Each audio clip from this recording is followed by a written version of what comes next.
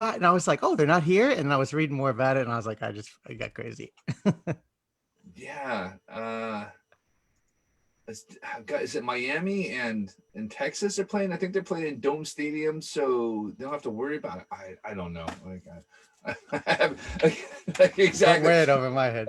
Be honest, like I'm spending 24/7 working on this project right now. So, and the Mariners weren't even close to making it, so I wasn't really worried. I understand the feeling. John's just gonna set everything out on social media for us. So yeah, if you want to share on social media, John will put the link up. If you want to do that before we get started, you can feel free. Um, I couldn't find your put on Facebook or on Twitter. I'm sure you're out there, but I didn't. Oh yeah, I haven't had a Facebook in a long time. And I have a Twitter, but like I feel like such an old man. I like never really use it. But Instagram is my drug of choice. I hear you. I'm much more a fan of Instagram. It's very visual. I can see the images and happy that. Whereas like Twitter, I feel like you're just pissing in the wind, and somebody might see it. That's if you're lucky. I feel like Twitter is just like fancy YouTube comments sometimes where it's like the dregs of society are in there. I'm like, oh my God, what are people writing? And so I try to stay away. You're not missing much. Like I said, the UK community is all on Twitter, so I end up spending more time on Twitter that way because they all seem to engage with each other that way, Oh, that's and that's cool. really because I mean, like literally, there's like 100 people in Scotland that play baseball here, and That most many, huh? No. yeah, and I think there's something they say they tell us about 2,000 people who actually play it in the UK. So you really don't actually see that many people like walking around with hats on, and you can't really stop anybody with a Yankees hat because there's a good chance they're not actually a Yankee fan. It's just a fashion icon for them.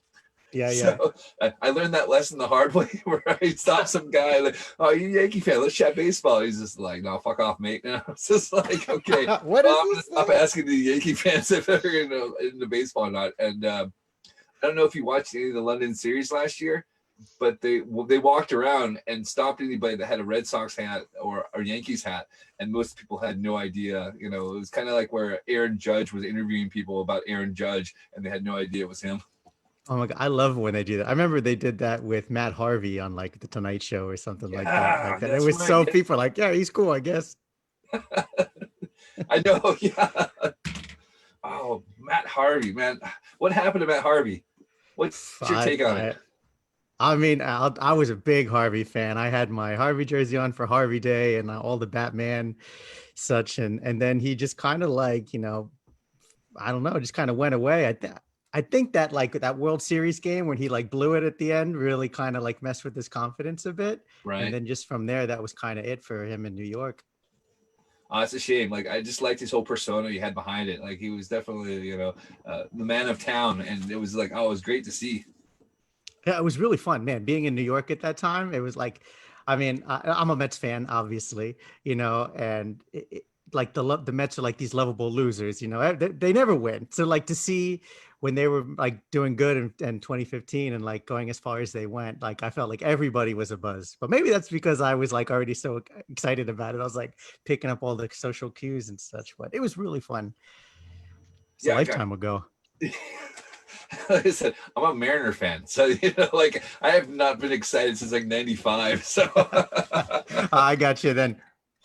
it's a tough one there. So I've got another buddy on Instagram that's a big Mets fan, and all I do is I rib him about the Cano trade. He's just like, Oh, "Can we stop about that, please? It's not going to work out in our favor at all." bad We're good memories. to go. Cool. All right, John, you want to introduce this? What's up? Hello again, everybody. We're back with our second interview of three tonight. I am John McKellar of the Glasgow Comets from the Baseball Scotland National League, and one half ball caps and bagpipes. And I'm Jason Durr, Baseball Scotland Hall of Famer and former president. I'm also known as Bubba on Baseball, and I'm the owner of Dugout Classics. And we're joined for our second interview of three tonight by Andrew Hermida. Hey, how you guys doing? Thanks for having me. Thank you so much for coming on. Now, my co-host tells me you like to go by Herm. Yeah, I wanted to have like a cool name like Madonna, so I split my last name in half, so it's easy to remember. Hermit is my man. Hermit is. Thanks so much again for coming on with us. And I like to start each interview with the same question and close each interview with the same question. And the one I would like to start with is, tell us about your baseball background growing up. Did you play as a youngster growing up? And if so, to what level did you play? And what positions did you play growing up? Oh, man, that's a great question. I played baseball 1 year, like Little League. I mean, we had like the pitching. I guess it was before Little League, whatever that was. There was like the pitching machine and everything. And I'm a terrible athlete. Let me just throw that out there right now. So my one way to really connect with baseball is through art and to draw. So that's how I kind of find my little niche in the baseball community. But I grew up in New Jersey down the shore, and my dad, my grandfather grew up a Brooklyn Dodger fan, and then when they left, my dad was born in 57. So when he was like coming into like liking baseball and such, he was that ripe age, 62, to fall right into the Mets. So my dad would go to games, and then I always say it's his fault that I'm a Mets fan. So, kind of get pulled into it. And then, yeah, we've been going, I mean, we get these like 20 game packs, and I've been going for many, many years. And it's just a fun thing to do, like it's cool to be with your friends and your family and go to the games, and it's awesome. Do you have any favourite memories growing up watching the Mets, or indeed any other baseball? Do you have a game that sticks out in your mind as your all-time favourite? I mean, the first one that pops into my head, this is a really random one. It was when they were retiring Jackie Robinson's number across the league, and Bill Clinton came to Shea Stadium. And I remember my dad got tickets last minute because it just sounded what a cool idea, right? To like see the president there and the nomination, them retiring the number and everything. So I remember we got down there. We saw Wolf Blitzer from CNN. That was cool. Wow. I guess I must have been like 10 years old. I had no idea who he was. I was like, oh, cool. What a cool name. Wolf Blitzer. See, I used to watch CNN quite a bit back when I was a bit younger and still watched like television.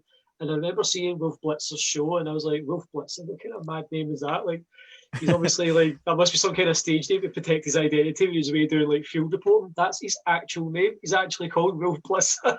I was absolutely dumbfounded when I found that out. Yeah, that's pretty amazing. Yeah, it sounds like a porno name or something, right? You're like, oh, like, wait a minute. Yeah, or like some kind of action hero stage name. Wolf Blitzer is the.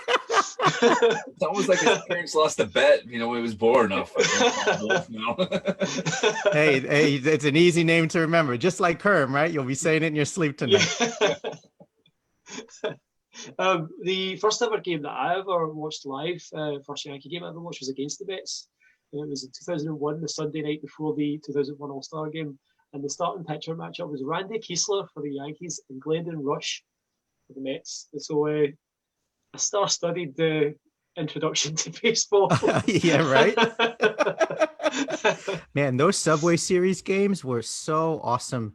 My dad and I, we did not go to the Subway Series for many years because my dad's a pretty like calm guy, and he would those like dynamics of the fans always brought the worst in him, and he was just like, we're just not going anymore. And then like 2 years ago, now that I'm in my 30s, I was like, Dad, let me take you, and he really enjoyed it again. So are you old enough to remember the 86 series? Yeah, I was 3 years old, maybe 4 at that time. So no, I was a huge Gary Carter fan. I wrote to him, and I got like an autographed postcard that hopefully he's autographed. It's in my studio over there. But I mean, like bits and pieces of it, as much as somebody that age can remember. Awesome. I will pass over to Jason. He's going to cover the art side of things, and then we'll close up later. Thanks, man. Awesome. Thank you.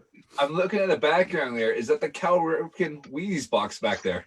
Oh my God. Can I move my computer? Yeah. So yeah, I don't know. I had this, I saw something similar to this online, and somebody took a Wheaties box and they like opened it and then cut the mat of the frame to as the shape of the box. And I was like, oh, that's amazing, because I have all these Wheatie boxes, and what am I going to do with them? I can't be putting them up all over the house. They take up so much room. So I just did this one the other night, and I did a Michael Jordan one, those like tiny ones.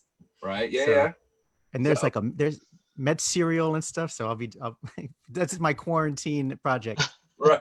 So, then, because I said I've got a McGuire one from back in the '98. So I got that one too. It's a bigger box. yeah, It's a huge box. Because my brother was like, "I've got this McGuire Wheaties box. Do you want it?" I'm like, "Yeah." He's like, "Really? It's huge." It was like, "Yeah, you know what? I don't know. I'll frame it, put it back up here somewhere or something like that." But yeah, I like your idea. I might just have to steal that one.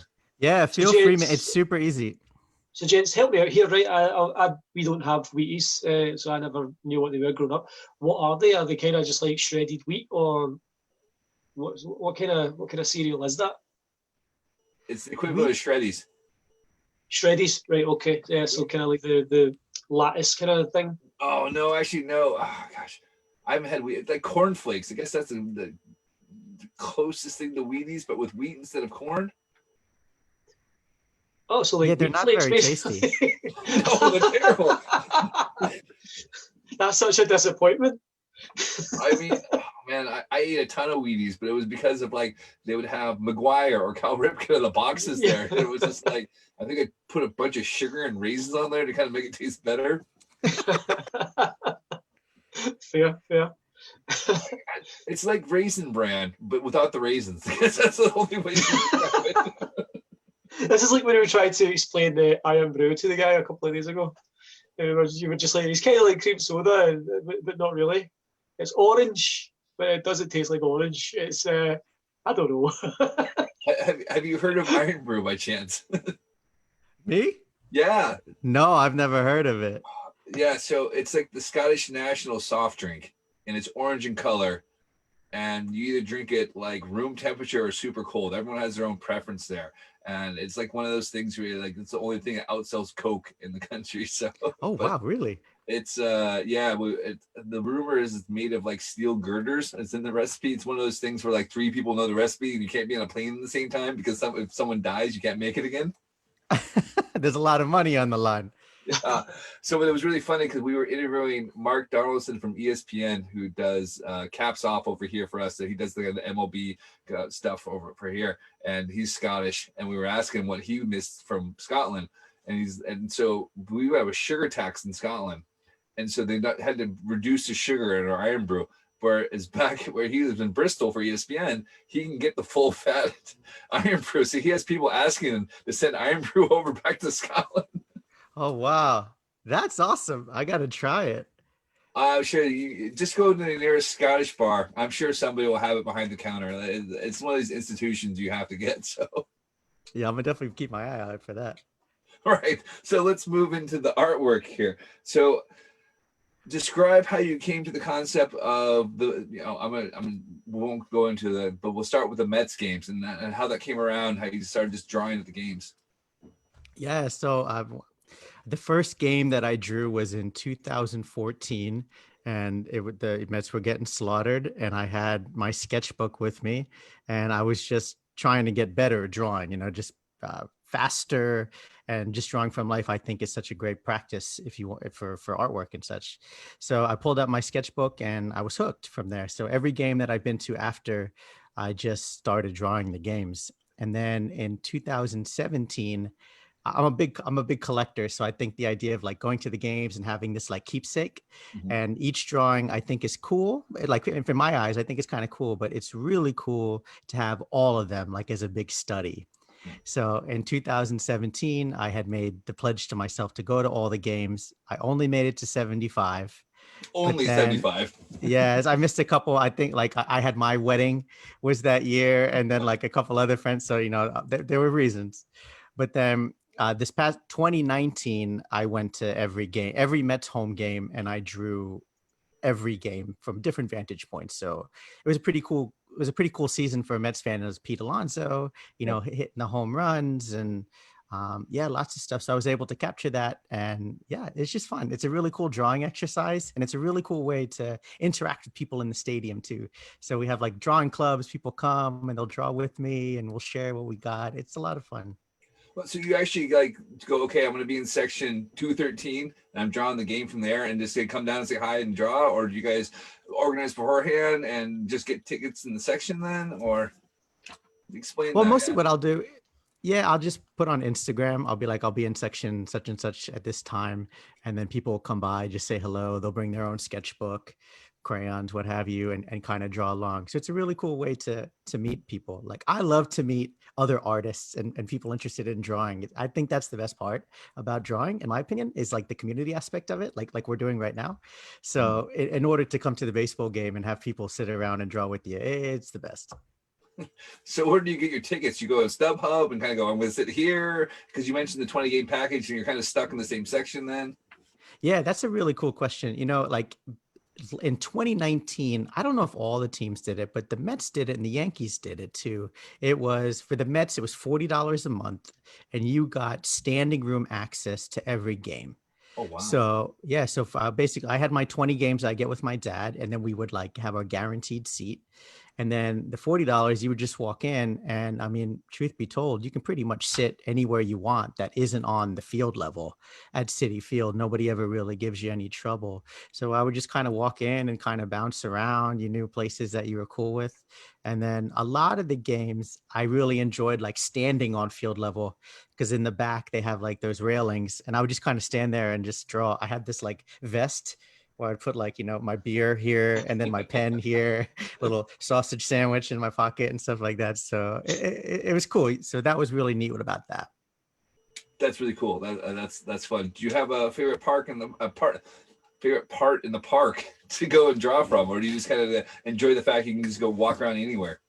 Yeah, I mean, it is cool that you can kind of walk around everywhere. My favorite part of Citi Field to draw, I forget the exact section, but it is down the third baseline, right in the back. It's basically there's the right by the foul pole.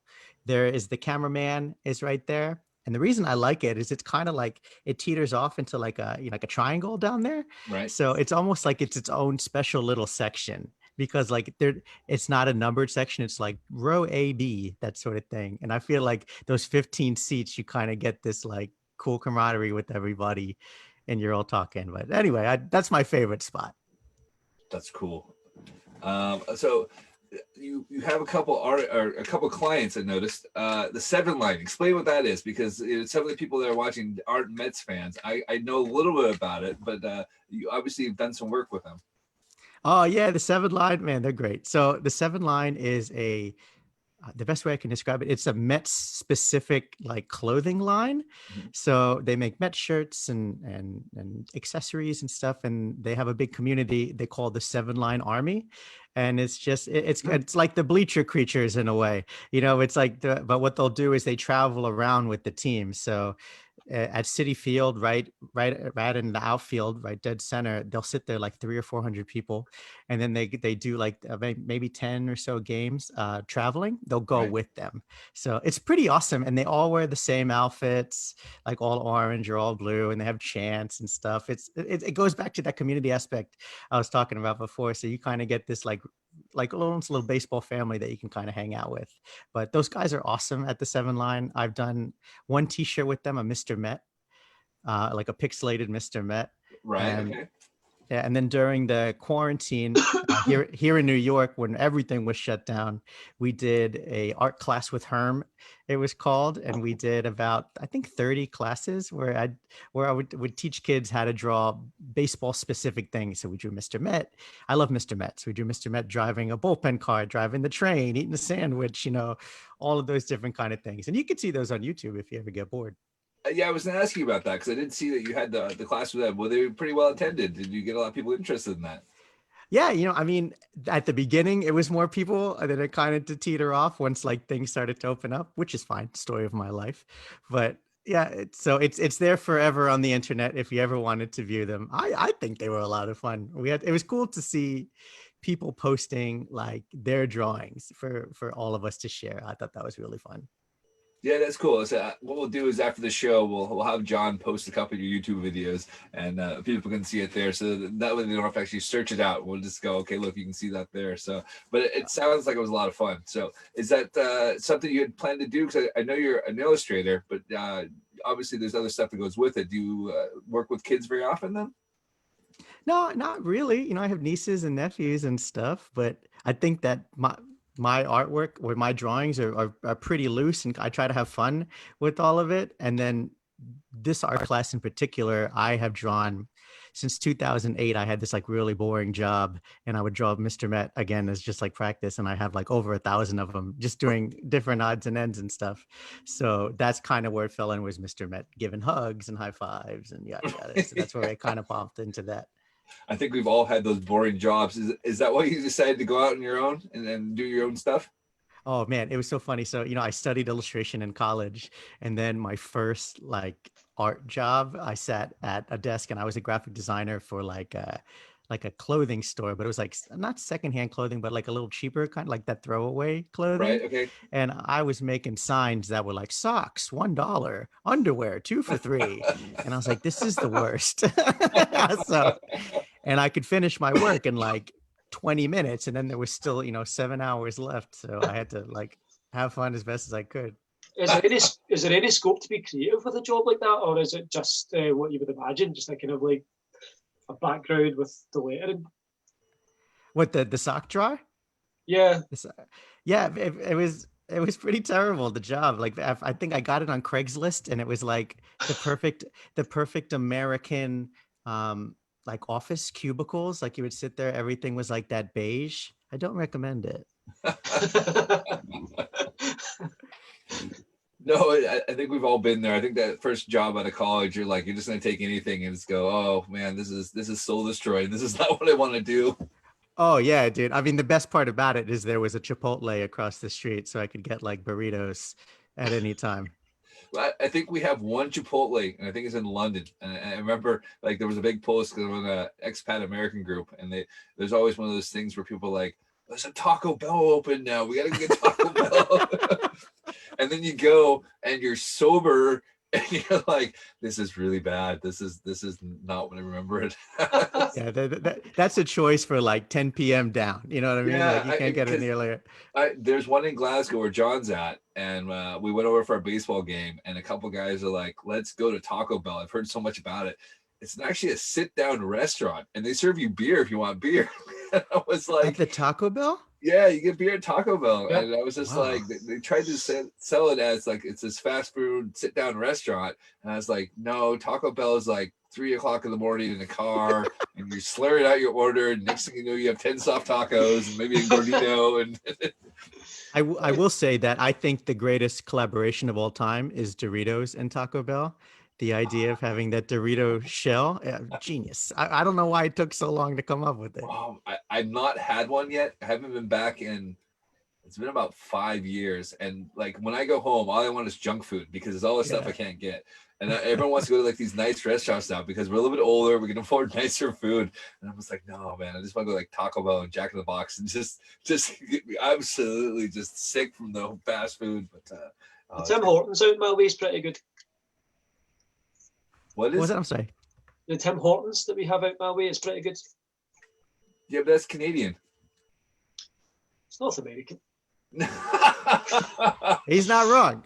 Yeah, that's true. Yeah, You guys are all the same, you mean?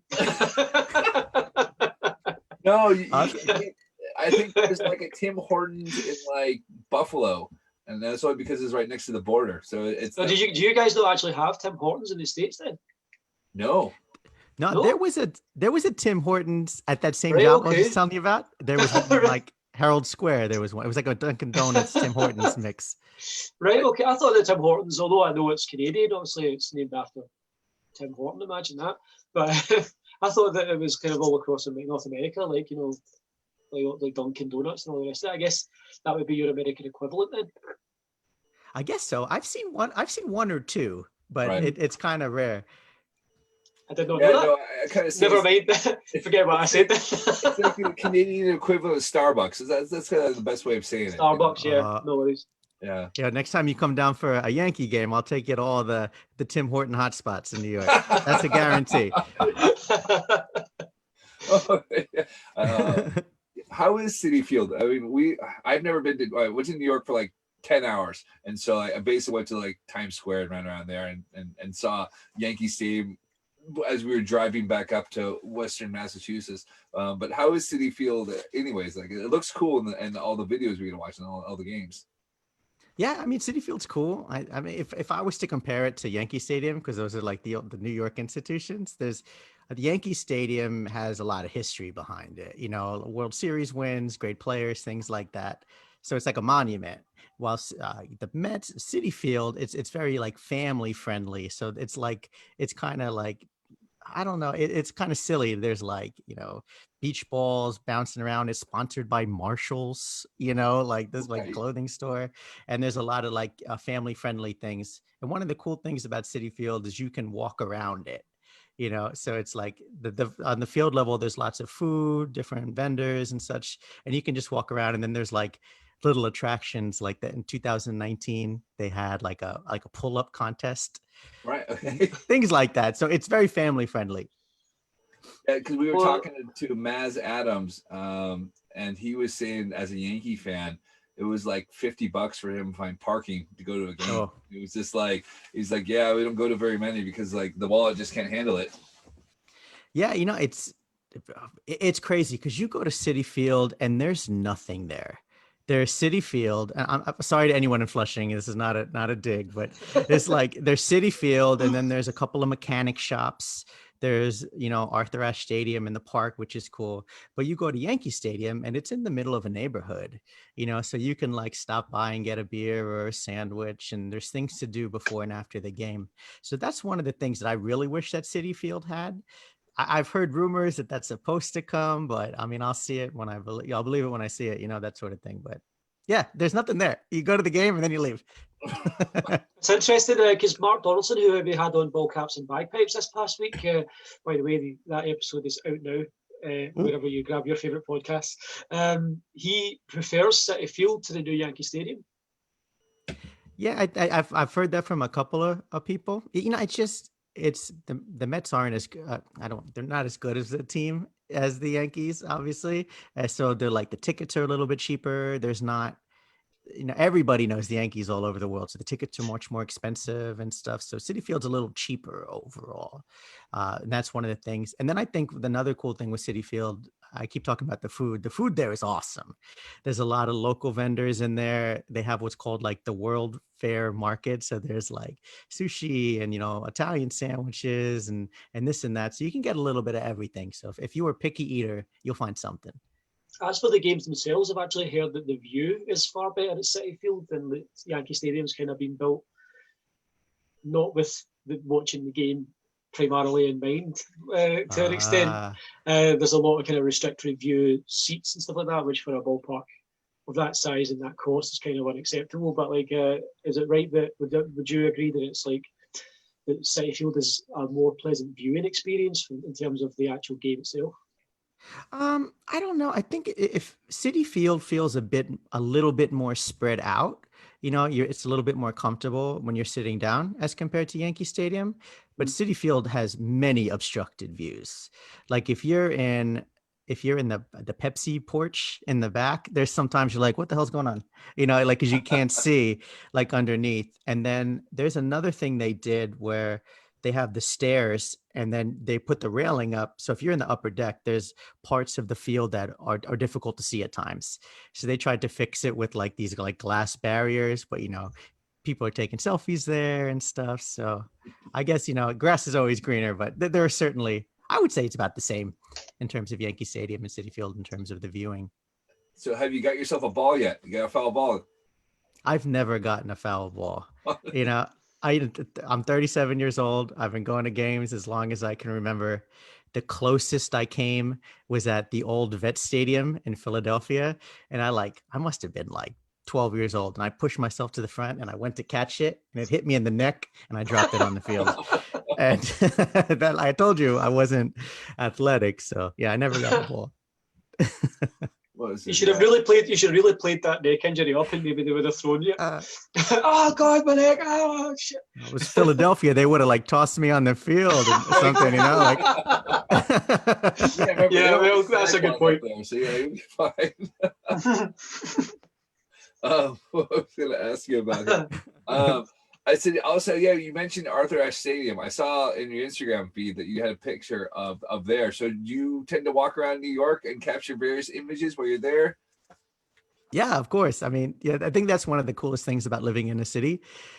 There's a million things to do. I'm sure in your neighborhood too. You can just kind of walk around, and there's fun no matter what you look at. Like if you're in my small hometown or in farmland and such. But back to what you were saying, like I just love to draw, and the best way to hone your craft, or it's like exercise. The more you exercise, the stronger you'll get. So I really love to draw sports, live events, Mhm. things like that. So with this year with no fans in attendance, I try to like get creative. Like, I'll go outside of a baseball. Like I went to Fenway Park, and you can go to the bleacher bar and you can kind of see in a Mhm. little bit. So I'll try to draw that. I go to the beach a lot now because that's like one of the safe things we can do. And I'll draw the surfers really quick and such. So yeah, I mean, just in order to keep my skill up, I try to draw as often as I can. So I want to touch on the baseball as an art exhibition. I know we talked about it before we started there. And how did you get involved? And did you actually show up to the exhibition and talk about with the other artists and show off your work? No, I would love to go in person, but I had seen it on Instagram, and I was like, oh, this is really cool. And like so many artists whose work I'd really admire have been involved in it.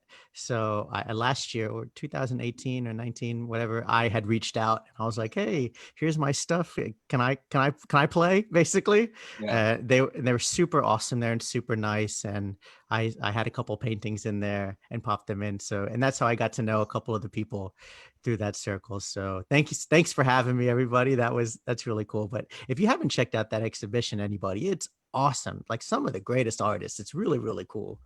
Yeah, I was asking because I was curious if you met Dick Perez, because this is why I really want to actually, and talk about that. No, I mean, I know Dick Perez from those Donruss cards back in the day. Those were like so cool. I was like, I gotta have these. I pulled one last night, or no, today. And I got the Barry Bonds Dick Perez one.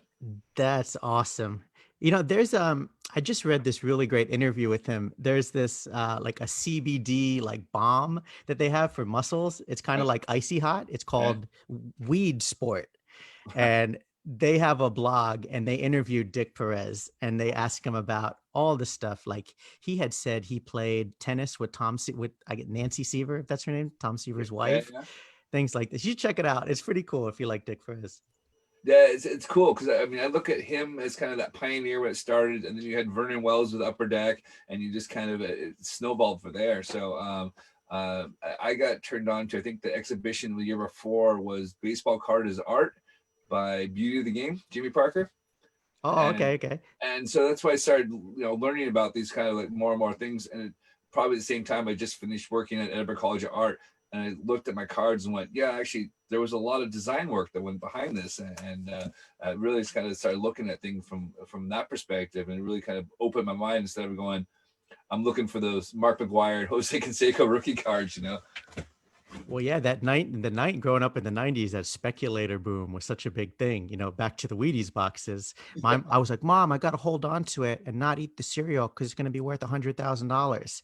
And she's like, open it and eat it, and now it's hanging on my wall, ripped apart. So, that's, We've heard from so many people who collected cards or other memorabilia thinking, I'm going to retire on this someday, and it just hasn't borne out. But yeah. oh yeah, because like they banked on that, They're like, oh, this Ken Griffey Jr. card is going to be worth a ton of money, and then let's make 1 billion of them, and then everybody holds on to them, and then there's 1 billion of them. Of course. Yeah, no, it's been crazy. So let's talk about the fundraiser a little bit. What are you doing in particular for the fundraiser? Glad you asked me. So, like I love coloring and coloring books and stuff. So I am doing and making an activity coloring book Awesome. that'll kind of fit in with the theme of everything. It's going to be a digital download. I'm still working out how much I'm going to charge for it. It won't be a whole lot.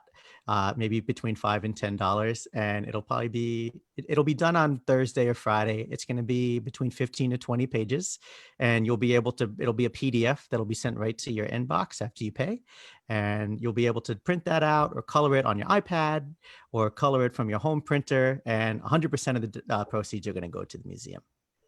Dude, that's awesome. I'm looking forward to seeing that there. It'll be fun. Hint what's on there. I'm assuming it's mostly Negro Leaguers, but are any Mets going to make any appearances? I mean, Willie Mays. Yeah, okay, definitely I in there. figured that's Yeah, what it he'll was. be there. Don't worry about that. But it's fun. They'll be like, connect the dots and car. Like I love ticket stubs, so I'll have some of those you can color and stuff. It'll be a good time.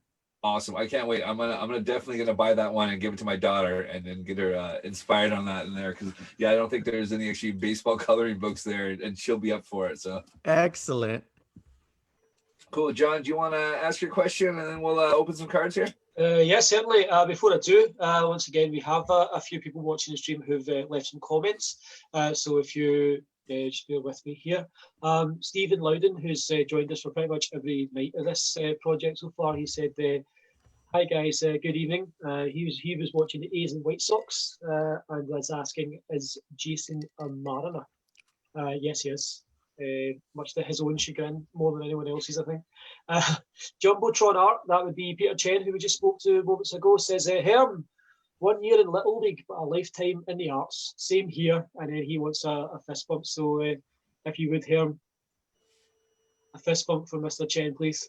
Oh man, oh yeah, dude, I love his artwork. It's so awesome. That's a really great. His Instagram is amazing, man. I love checking it out.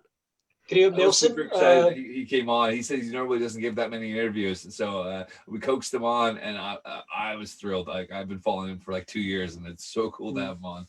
It's so difficult Yeah, to it's believe because really he was fun. a natural. The guy was a natural.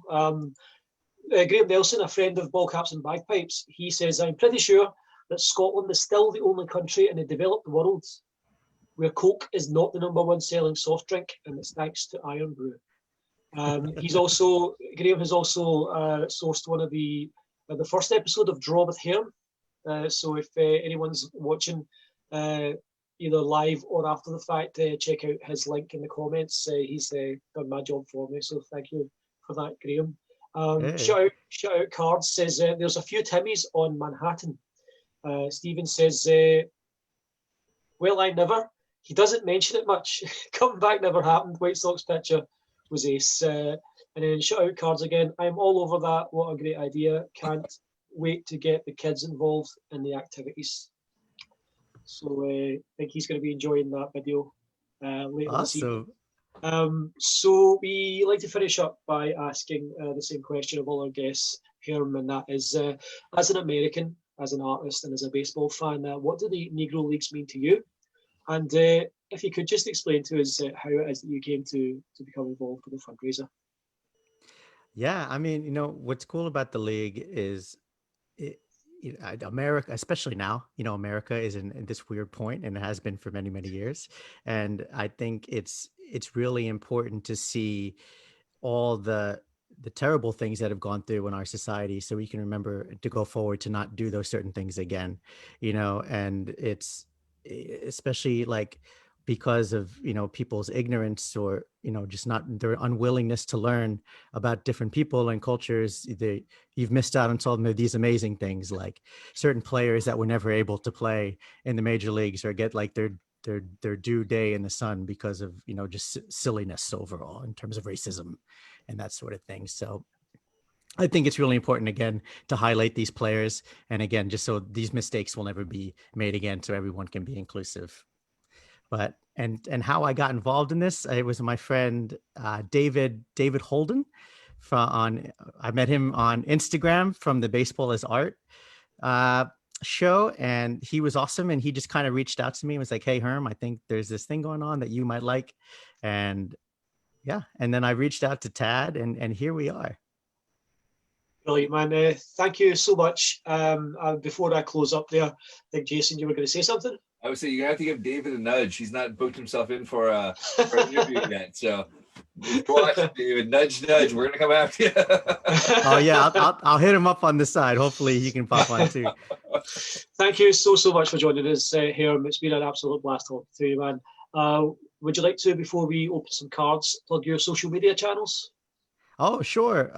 If you want to see my artwork and more than baseball drawings, which most of them are, you can go on my website. It's hermsterms.com. You can follow me on Instagram at Herm Herman, where I'm drawing pretty much everything. I'm about to post a picture of my mom. It's her birthday. I drew her sitting on a chair. And happy birthday to you. Yeah, Scotland, I'll tell her you said hi. And then for the art classes, you can check those out at artclasswithherm.com, and you can view and check all those out. And if you watch them, show me your drawings. I'd love to see them. They're pretty cool.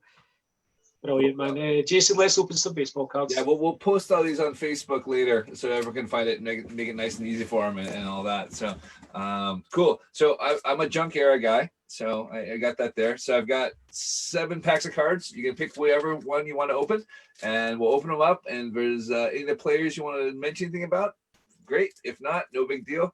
So we got 89 Donruss. Yeah.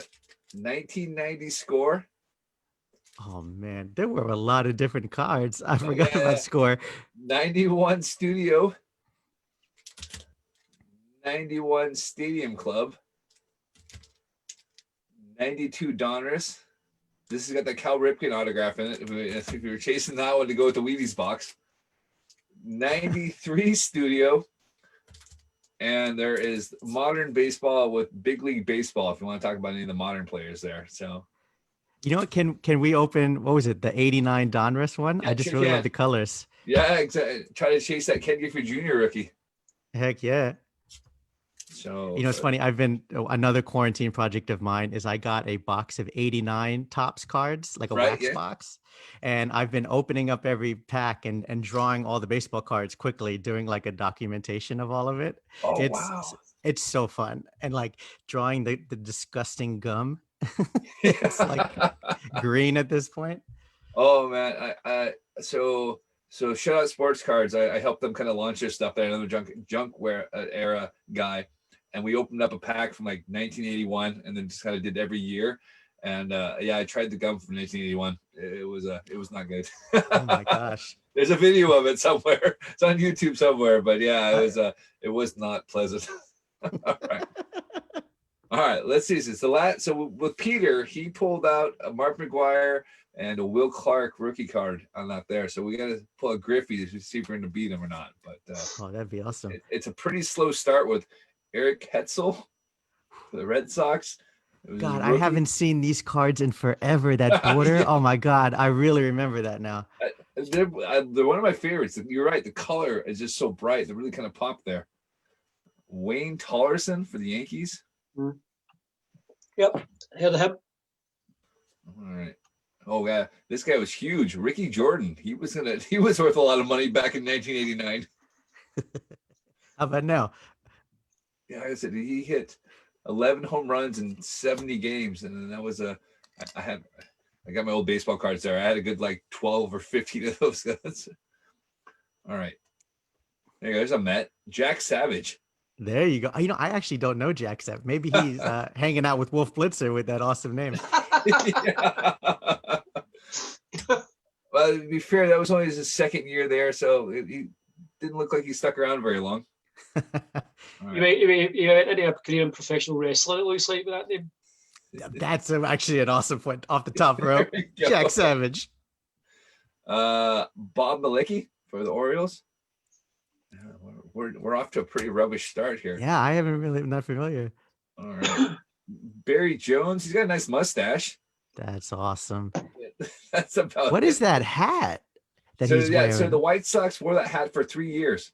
So from I think it was 89 through 91, it was the only time they wore that hat, and they've gone to what they have now. Oh wow, I didn't know that. So I'm a bit of a hat collector. I got 100 different hats. So no way. So yeah, it's baseball cards, baseball hats, and then jerseys. So I got it all covered. That's awesome. But I didn't realize that until I started looking at the hats, and because I was buying all the modern hats, I was like, no, I gotta get all the old school hats and that there. And I realized that they went from that cool Sox hat they had in the 80s to the C one, but it was only around for 3 years. I think they tied it in when they got the new stadium, something like that. So, here we go. We've got a Dick Perez card. Oh, awesome! Yeah, Dave Henderson. God, that's so awesome. Look at that background; it's so sick. Yeah, I know. I'm really glad we actually pulled one of these cards. So I do like the Diamond Kings. Is Dave Henderson anything? Is he a relative of Ricky or not? No. He's just they happen to have the same name. They actually shared the outfield together. Yeah, I was thinking that because that would have been round about the time that Ricky would have been an Athletic. Because I remember when I first became a baseball fan, Ivan and Alex Rodriguez both played on the Rangers. And I just always thought they must be brothers, like, because sometimes you'll get like Gary and Phil Neville from Manchester United, like in football, like, guys who are just brothers that play together. Obviously, they're not brothers, and definitely neither are Dave and Ricky Henderson. So that whole rant was pointless. Cool. We got Lloyd McClendon for the Reds. So he was a Mariners manager for a while. I think that's where I've heard of Lloyd McClendon from. I remember him being a former Mariner manager. I can't remember. All right, let's see who we got. Rick Leach for the Blue Jays. There it is. Yeah. Brian Harper for the Twins. Another good mustache. Yeah. Matches those eyebrows. I gotta look at that. Wow, that's just a pretty strong eyebrow game there. Yeah, he's doing good. I remember this guy very well. Mike Schooler from the Mariners, but that's because I'm a Mariner fan. He blew a lot of games for us. Oh. You're not going to believe it. Ken Griffey Jr. We pulled one. No way. Oh, my God. Take that, No Peter. way. Can't believe it. Amazing. That's awesome. I'll put that in the mail for you. You can have your Ken Griffey Jr. card there. Oh, man. Look at this. This is great. That's awesome. That's a nice one there. All right, that's pretty sweet. So we've beat Peter Chen, and he's actually he texted me where we were chatting there, and he said I've had the best wax pack opening so far, and I'd be going, nope, sorry, you lost. We pulled the Griffies. That is sorry, Peter, man. I love you, dude, but can't beat Griffey. Although saying that, the best card we pulled so far, but it has no value, is a 1991 Studio, and I pulled it with Tad. And it's a Steve Lake card. Oh my God, I've never seen that. Is that a parrot? Yeah, he's got a parrot on there. So I didn't collect these cards as a kid, but I mean, so it's actually like these studio shots, like they went to the studio and did like the chin pose and all that. But I saw a picture of the Steve Lake card. I'm like, I gotta get this. So I was telling him and Travis about it. And it was the last card we pulled. Man, this is just amazing. Oh my God, that is so funny. Jason, is that the same set that had the Edgar Martinez where he just looked like he wanted to kill the photographer? Yes, that's the same one. He's just looking at the camera, just like, are we done here? So yeah, we've had a lot of fun opening these cards because so someone said it was Tinder of the 90s, and the photos there. Oh my God, I picture them all jumping in the sand with their, like kicking their feet up or something at the end. It's pretty good, and their interests are really interesting because they're clearly like early 20 males who are into hunting and watching Cheers. Incredible. That came up over and over again. So, all right, we got Bryn Smith of the Expos. Let's see. All right, we got a cool name. We got Storm Davis with the A's. That is a cool name. So his real name's George. So I go by Storm as well. Yeah, right. And the final card, we got Oral Hershiser of the Dodgers. Oh, good. There you go. Oral Hershiser. Hey, not a bad pack. Yeah, you've got the best card we've got so far. So I'll get your address off mail. I'll send it to you if you want it. So. Hey, sure. You know what? I'll buy a house. We can all live in it one day with that Griffey card. Herm, thanks so much for coming on. It was awesome to chat and meet with you. Just want to wish you best of luck in the fundraiser. And thanks again. Yeah, of course, guys. Thank you so much for having me. What you're doing is amazing. I'm happy to be a part of it, and I can't wait to listen to everybody else talk.